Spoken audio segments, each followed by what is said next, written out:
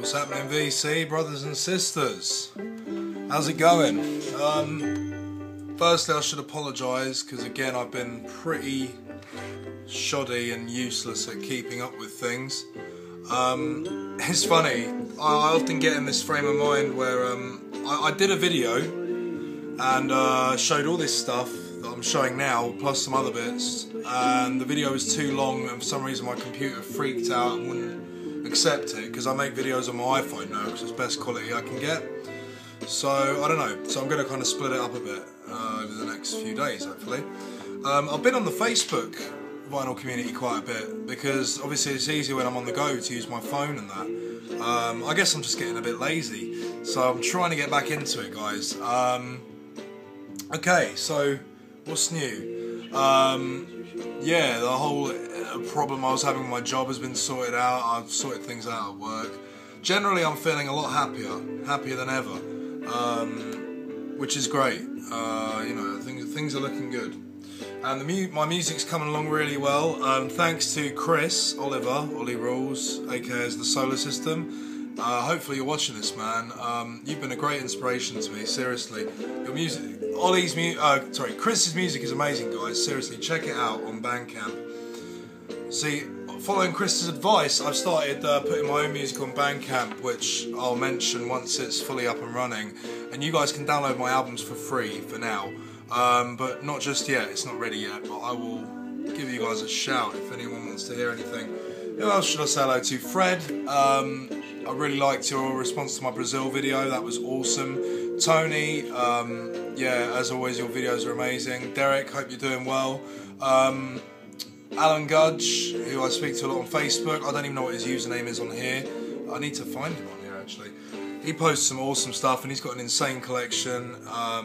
And Crate Junkies, dude, you know your stuff as well, man. You got some awesome stuff. So I'm going to try and keep this pretty quick. Basically, these are some of the bits that I picked up recently. I've been pretty poor this month due to Christmas shopping and things. But these are things that I mostly bought in November, including what I bought at the London Olympia Record Fair this year. So, the first one I want to show is a Fela single. This is a repress for that was put out by Knitting Factory for Record Store Day last year, I think. It's a repress of his Nigerian single Monday Morning in Lagos, which is completely different to the version on He Miss Road. Now, I'm thinking of doing a separate video about Fela singles, because the early 70s singles he did are completely different versions to any others, and they've never been repressed apart from this one, and they are fucking brilliant. There's a couple on YouTube. See, original pressings very rarely turn up, and when they do, they're usually wrecked and they fetch big money. So there's one track on YouTube called Going In and Coming Out. Guys, look it up. It is one of my favourite Fela tracks. It was released as a single only in 1973 in Nigeria. Yeah, if you're a big Fela fan, check it out. I'm very pleased to treat myself to this. This is a beautiful original stock copy of Big Leg Emma by the Mothers with Why Don't You Do Me Right on the B-side. This cost me 25 quid, which I was really pleased with. It's in mint condition as well. And finding one of these now is very hard. I mean, UK pressings, I'm looking at over £100 if I want one. So I thought I might as well get the American one. It's pretty much the same, you know. And this is a great single. And of course, the unusual thing about this single is this is one that Zappa put out that was unavailable elsewhere, recorded during the Absolutely Free sessions. They're now on the reissue of Absolutely Free, but at the time, you know, that was the only way you could get those tracks, and they're both awesome.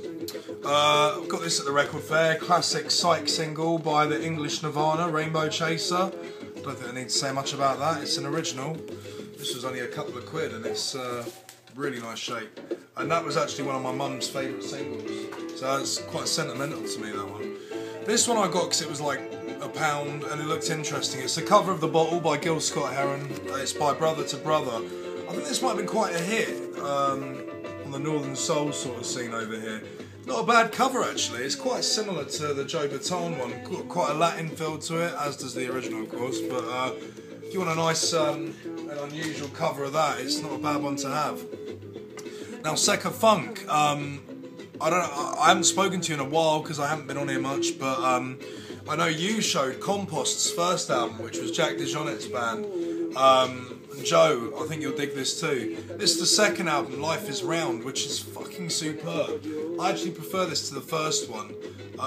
Looking it up online, there's not an awful lot of information. It doesn't turn up often.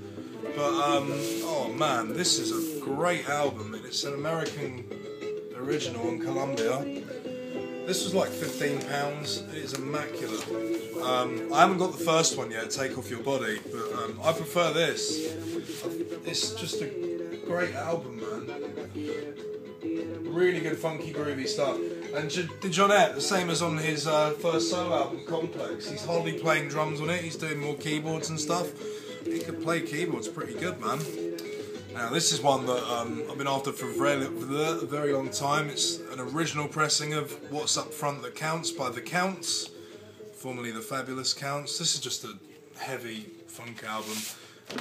The original on Westbound. This is in like near mint condition.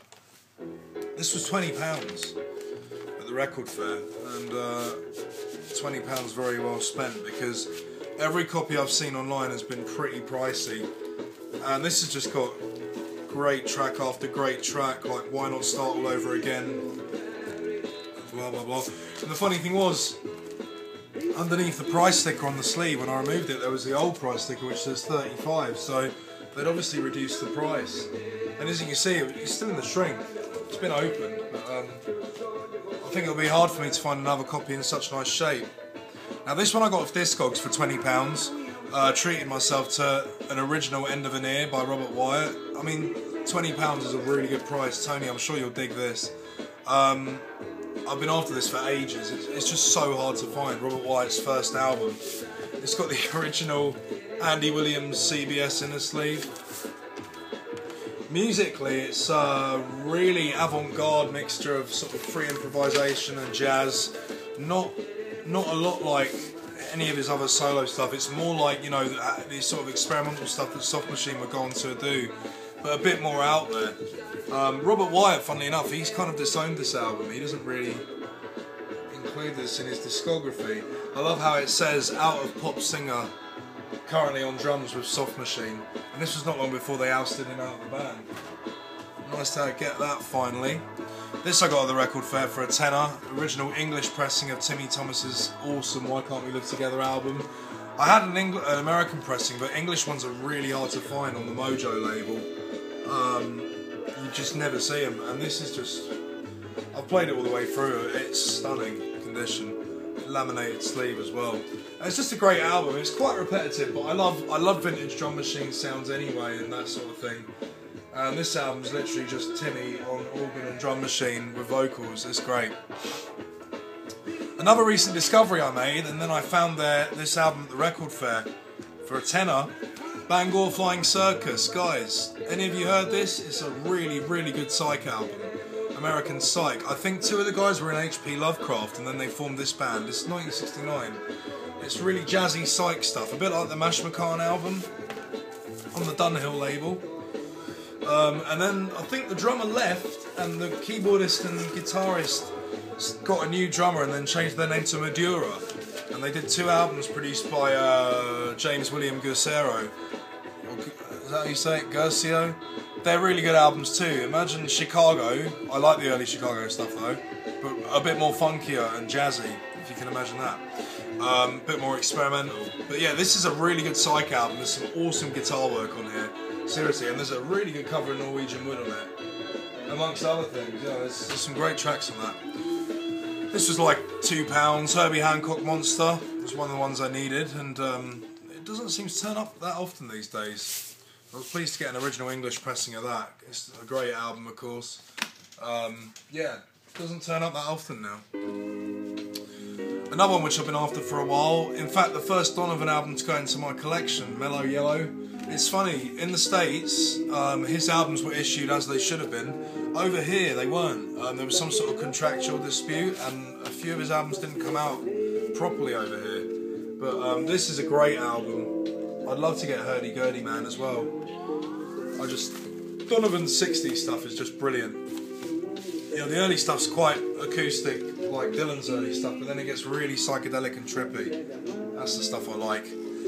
Another one I've been after for a while, The Impressions, This Is My Country, an original English pressing on Buddha.